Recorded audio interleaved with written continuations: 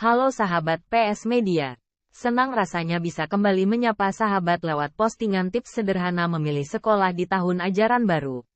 Tahun pelajaran 2023/2024 sudah berakhir dan mungkin anak Anda akan segera memasuki jenjang pendidikan lanjutan. Tamat SD mau masuk SMP dan atau SMP menuju SMA. Tak bisa dipungkiri banyak orang tua yang pusing memikirkan kemana tepatnya anak melanjutkan sekolahnya.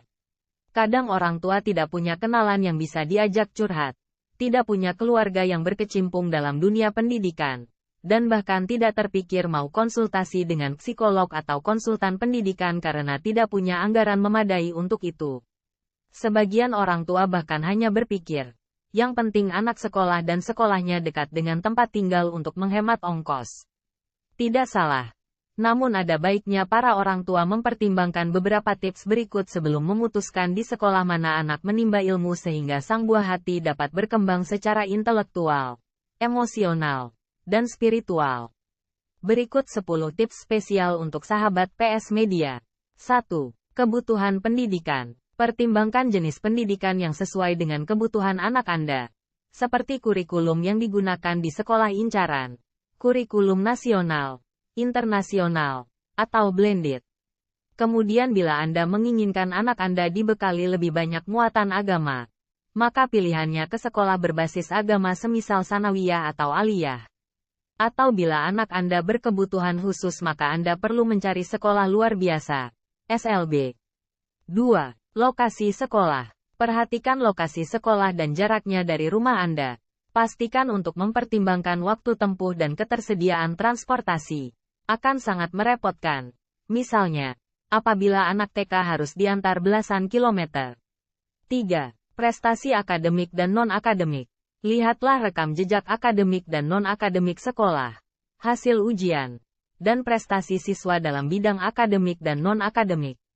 Anda bisa mengunjungi sekolah dan berbincang-bincang dengan guru atau searching saja website dan media sosial sekolah untuk mengetahui kiprah prestasi siswanya dalam skala lokal, nasional, dan internasional.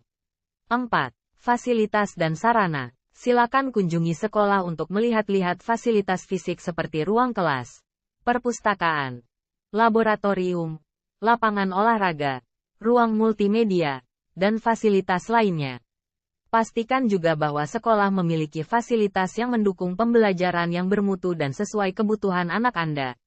5. Biaya dan ketersediaan beasiswa. Perhitungkan biaya sekolah yang sanggup Anda bayar dan apakah ada program beasiswa atau bantuan biaya sekolah apabila Anda memerlukannya untuk keberlangsungan pendidikan anak. 6. Budaya dan nilai sekolah.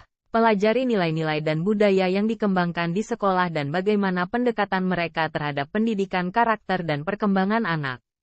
Adakah, misalnya, nilai-nilai kejujuran, budaya toleransi, dan praktik anti-bullying ditanamkan pada anak di sekolah? 7. Pendapat orang tua dan siswa saat ini. Cobalah berbicara dengan orang tua dan atau siswa yang saat ini bersekolah di sana untuk mendapatkan informasi langsung tentang pengalaman mereka di sekolah tersebut.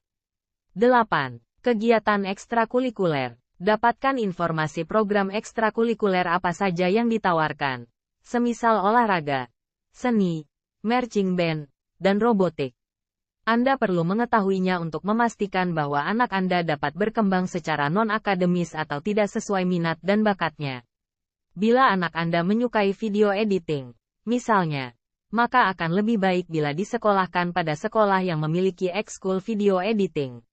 9. Reputasi dan akreditasi. Cermati reputasi sekolah selama ini dan bagaimana image sekolah tersebut di masyarakat. Selanjutnya pastikan juga status akreditasinya apakah terakreditasi A, B, C atau tidak terakreditasi.